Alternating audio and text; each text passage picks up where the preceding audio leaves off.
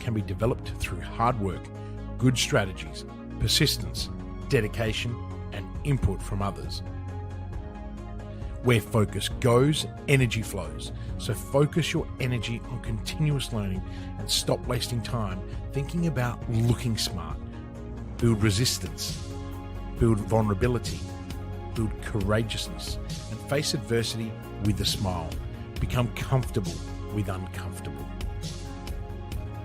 You know, the only person that you need to prove anything to is you. Imperfect action trumps perfect inaction. Stop wasting time and get on with it.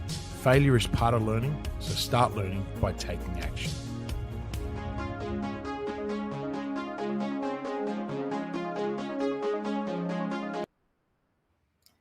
Christian Lavolsi, welcome to the hot seat. It's Wednesday. How are you going? I'm fabulous, Simone. I'm really enjoying the new role reversal here that I'm running. I'm running the studio, and I've got a 5-minute crash course on Ecamm, and we're trialing something different to see if we can resolve some of the challenges. I just got informed that it's not recording on my hard drive, so I better record on the other channels. But yes, no, it's all really good and very exciting. It's rather wonderful. Yeah, and just thank you to our listeners who have been patiently waiting for our troubleshooting over the last couple of weeks with Ecamm. We think we have resolved the issue, which perhaps was my internet and my children on too many devices. Yeah. So no, we're all good to go, aren't we? This is going to be fun. I don't know if I like it this way. I'm playing with so many buttons. Now, look, this week we're talking all about who knows where the next 15 minutes is going to go. Seriously.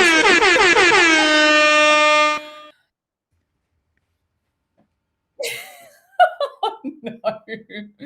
All right, let's get into this. It is Wednesday. It's the hot seat. We're talking everything business life. And we're going to be talking all about knowing your numbers this week. Now, we're getting closer to the end of financial year. It is true. Tax time is coming around. We are getting close to our retreat, our annual retreat with our Mastermind Evolve clients and actually some of our other clients as well. And we're really dedicating some time to talk all about financials because we know how important this is in business and how much that, you know, sometimes we don't pay attention to what we really need to in these circumstances as well. So let's get this conversation underway today. This has come from a poll that we run on your LinkedIn profile, and we asked our followers and our audiences, how do you consider yourself financially literate when it comes to business decisions? And 62% of people said that they could know more. 3% of people said that they were completely blind, and 33% of people said that numbers were their thing. So they were totally all over it. So my first question for you today, Christian, is as a business owner, what are the most important financial reports to understand? Look, that's pretty straightforward. Cash flow statement, balance sheet, and P&L, and probably handy to know a couple of ratios as well. Obviously, it depends where you are in your business cycle. The challenge that I have is that I have such a diverse range of clients, from startups all the way through to almighty elephants that, you know, turn over, that was the mic that just went, that turn over, $30-40 million. So it's, but nothing, nothing's more true than saying to people, the most important, absolutely the most important, is the cash flow statement. Because P&L is just a line item, and a balance sheet the same. What really makes a business thrive is cash, and cash in the bank is the main reason that most businesses actually close. So a lot of people don't even realize that. Out of the 50-60% of businesses that close each year, most of them were profitable. They ran out of cash. And I bet you anything, if we looked at it, they weren't looking at the cash flow statements. They were relying on their P&L and thinking, oh, look at that. Let's go out for dinner tonight. We just made, X, Y, Z, when really they were depleting cash reserves on a regular basis. Yeah, and a lot of things that I've seen through my realms of coaching clients in financial areas is that it's almost like people, I guess it's rose-colored glasses, you might say, that it's easier just to say, "Oh no, my bookkeeper looks after that or my accountant looks after that," and they really don't take any accountability for what's happening in those really important statements. So hang on. Did you just say the accountants don't take any responsibility or accountability, or the clients don't? Well, Sorry, I'm that's me saying the having. clients, I'm saying the business owners are pushing the accountability over to accountants and bookkeepers rather than taking any responsibility for Yeah. understanding and knowing the numbers as well. And here's the message, the strong message from me. I have a lot of friends that are accountants, but I wouldn't go to an accountant for business advice, right? Mm. And all my mates know it, and I know that initially they first took offence to that statement, but there are not, accountants are not business advisors, and yet they promote themselves as business advisors. They're great at structures and tax and those things, and they are what they define as business advice. But Mhm. a lot of them are very risk averse, and and don't have any risk appetite, and are very much by the book. And business isn't by the book. Mm. Business is not all sunshines and rainbows.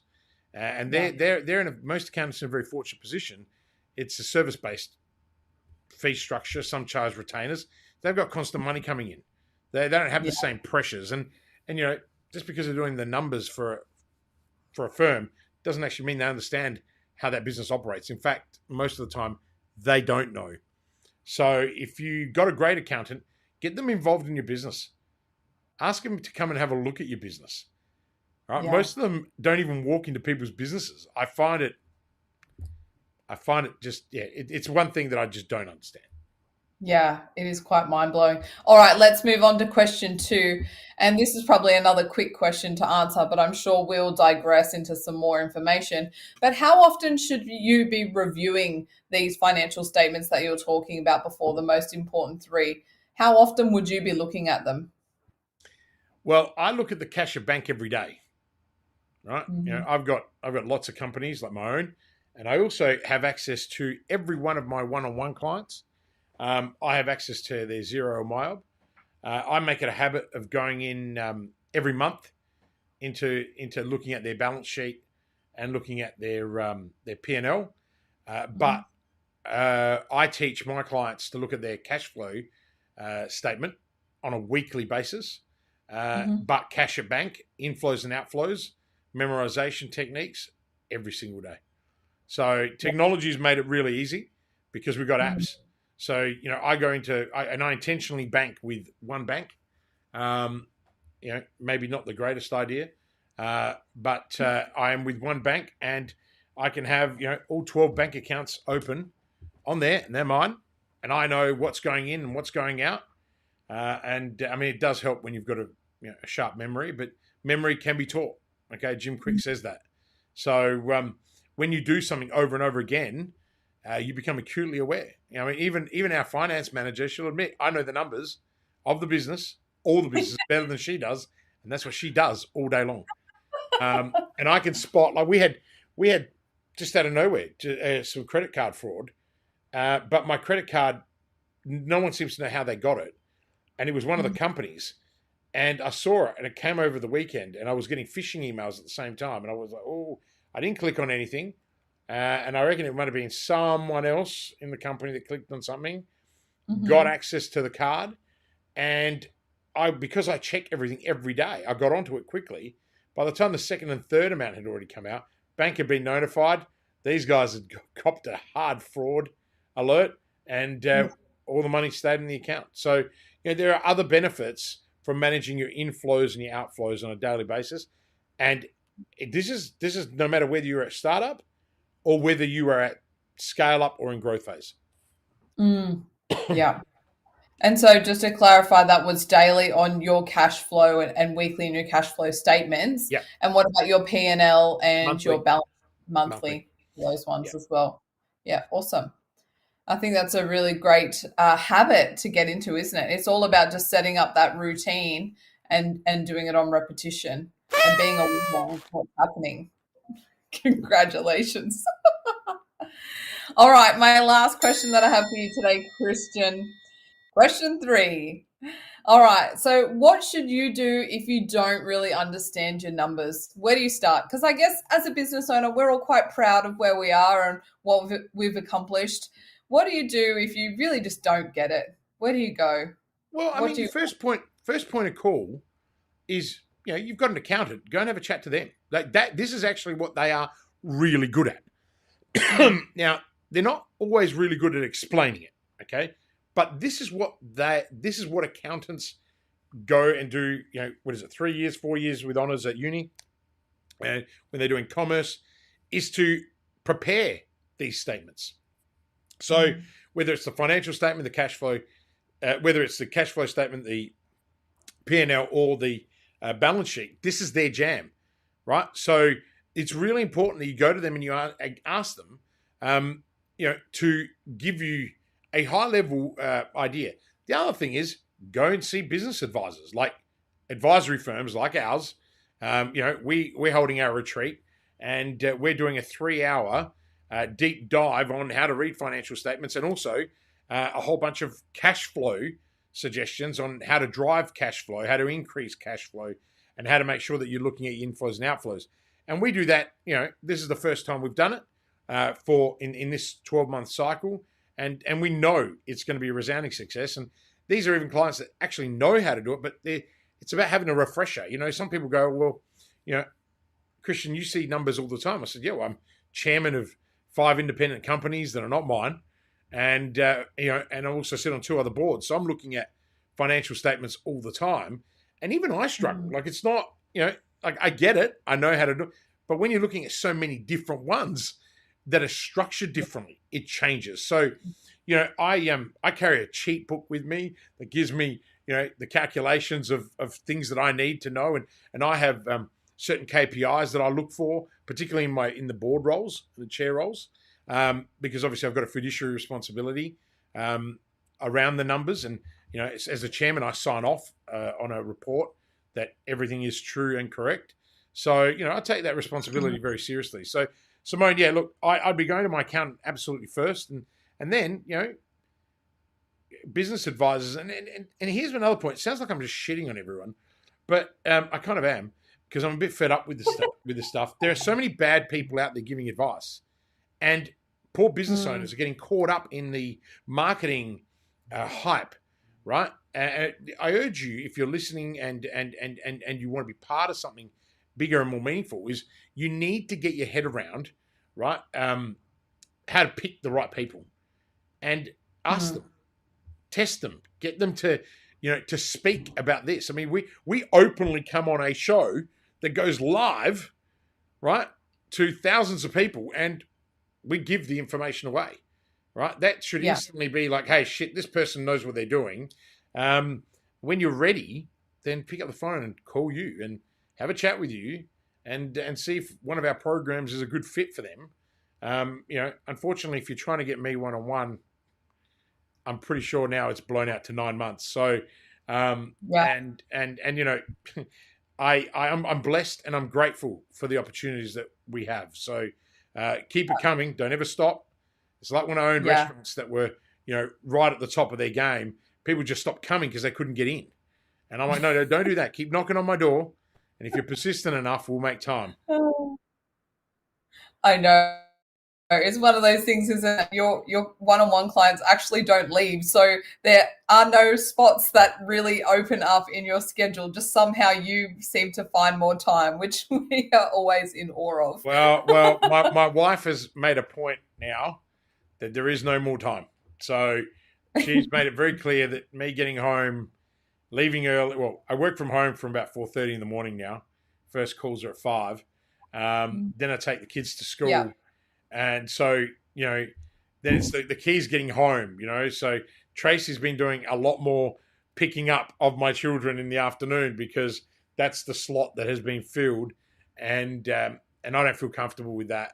So and then I've been stretching it, getting home at 7. Then I travel tomorrow morning. I'm on the red eye, and I'm away for 2 days working in Melbourne in our office there. So look, there is.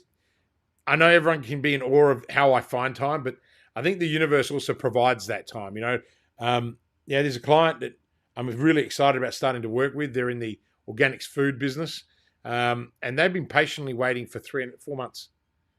And they've asked all the right questions along the way, and there's just beautiful people, like, proper farmers. Like, it's just, and I'm pumped. It is just something that I've wanted to do, really build out a massive e-commerce business for them. I just love it. And so I love getting my hands into something I've never done before. And growing vegetables is not my forte, but I've certainly been doing a lot of reading. So we get going next week. So I'm pretty pumped about that. So yeah. That's really exciting. And obviously you are down in Melbourne. We have an office down there, but you're running the Customers on Demand event again, our free event we've been running for this part of the year. We've got, the last one we have planned for a little while, actually. So if you're in Melbourne, definitely jump down tomorrow night in Collingwood. Come and join the event. And Brisbane the week after, Thursday week, you're in Brisbane doing the Customers on 2 weeks. 2 weeks, is it? Yeah, Brisbane is it on the 7th and 8th? 7th? Yes. Yeah. So and that's the first time we've gone to Brisbane. We've got a few clients in Brisbane, and that's why they were like, Chrissy, why don't you come up here? I'm like, I don't know, another trip. But sadly, we are going to wrap up the series. We've already got, I think it's 40 odd people in the program. We're aiming to do 1,000 students by the end of the year, and we'll get to that number. But we're going to go virtual, so we're going to go virtual out of Melbourne, and we'll likely focus our event schedule on Melbourne. We have a lot of clients in Melbourne. It's funny, Simone. We've got predominantly it was all Adelaide based, a couple of internationals, and then we brought you along and all of a sudden we've got clients. Melbourne is effectively now our biggest market, and then Sydney. Adelaide's still big because a lot of my one-on-one clients here, but I now have a lot of international one-on-one clients, which is proving the next challenge of travel. So, absolutely. A lot of people have been asking for Customers on Demand to be a virtual event. So, we're not going to just jump on Zoom and film it. We're going to spend some time really optimizing a great event for people to still attend into that regard. So we're looking forward to bringing that to everyone in our audience over the next couple of weeks or months. Give me a month. All right. So there's a lot going on in June. And then July, obviously, I'm in the Philippines in our office over there for a week. So it's kind of crazy at the moment, and it's great fun, and I love it. But yeah, look, Customers on Demand has really lived up to the 3-year journey of what I wanted to put together to really help those people that are struggling, that are stuck, and that need to generate more leads and want to do so on demand. But the biggest feedback we've had is that shit's all well and good. It's the front end 5 modules that people are loving, aren't they? They're really cutting their teeth in it. They're really thinking deeply. We've got people that go over those modules 2-3 times, and that's 5 weeks worth of work, like just on those. And we're changing people's lives, and most people, in fact, have not just doubled but 5x'd already their investment in less than 12 weeks, and now are part of our mastermind alumni program that we've built in and the back end of it. So there's a lot of real, and I get excited because it's truly something I've always wanted to do and never could get my head around. And Adrian and I have really and the team have really put together something that has really lived up to the expectation, and we're about to make it better. So it's such a wonderful opportunity. And the Customers on Demand Roadshow, the feedback that we've had now from Sydney, Wollongong, Melbourne, Adelaide is like, how the hell do you guys give this away for free? And the reality of it is we want to empower people to make money, right? Like that's the thing, right? I want to be able to empower you to build your online presence and make money, because when you've made enough of it, you can come into our programs. And I think that people don't understand that. Too many people want to take your money. They just want to grab it and they say, you pay me and I'll give you something. No, I'll give you something, right? Okay? And then if you feel compelled enough, come and join me and I'll give you more. And then when you've made more, right, then I'll give you something else that you can spend money on that's going to give you more. And that's why, you made the point, my one-on-one clients don't leave, because I'm always making them way more money than I get paid. And that actually pisses me off. I think we've gotten to the point. I had a chat to some of my clients this week. I'm like, guys, I'm getting pissed off. You're making 7 figures. And when I started with you, you weren't making anything, right? So it's come a time that, those extra bonuses have got to roll in, right? And, I shouldn't say... be fee for service anymore. You'll have to take a percentage of. Well, my new clients, we do. So there's a success fee, as you know. But these are my old clients that have been with me, and I value them. And one of them turned around and said, that's okay. What do you want? Well, I said, 15% net profit. I'd be happy with that, of the profit. Sure. Right? Because it's like every time I say, look, I don't want to do this anymore, we're done. And they go, no, we'll fill it up with someone else. It's like, no, I want the hour back. Like, you don't need to have me for that hour. And that's what you were making the point for. And look, one of our clients has been away for 3 weeks, and they're the CFO of the business as well. And, we've got a board meeting, and the first thing they said to me the other day was, when they landed, she goes, I really missed you. And I was like, that's freaking awesome. Like, I'm doing exactly what I want to be doing in this world, and people appreciate me. And, feedback that you gave me on a client call that we did yesterday together. Like you said, it was the masterclass, right? On how I seem to know everything, right? But the reality is it's experience. And now I truly understand when I was a young consultant and people used to look at me and go, you don't have the answers. And I used to think, bullshit, I have the answers. No way. I now look at what I know and what I can solve. And it is amazing. And, like the crowd does.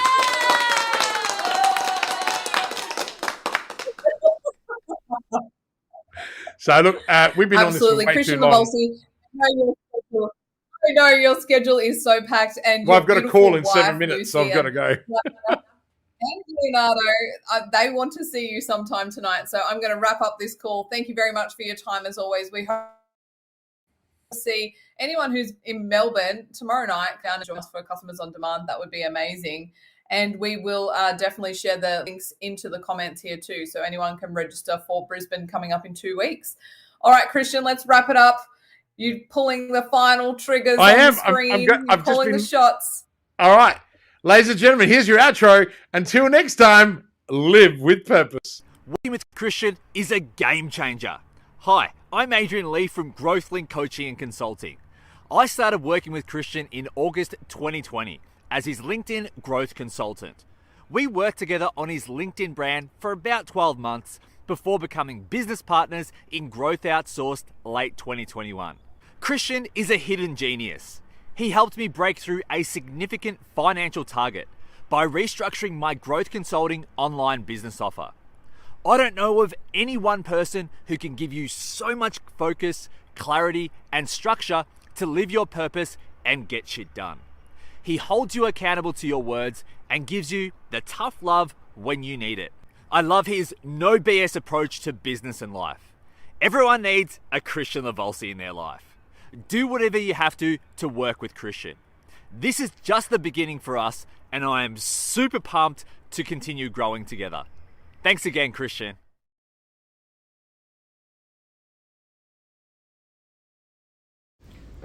Are you ready to start taking action on your business? Would you like to spend more time with your family? Then call 1300-643-229 and start building momentum right now. I know you're busy. In fact, you are so busy that you don't have time to work on your business or yourself. Often tossing and turning at night, worrying about the how-tos and the cash flow. How on earth can you possibly get off the hamster wheel so that you can take a helicopter view to see where you'll be in 90 days, 1 year, or 3 years from now. In this program, I will take you from sleepless nights to blissful sleep. You'll have more time with your family and you will have the clarity and direction so you can grow and flourish. Call 1-300-643-229 now and start building momentum.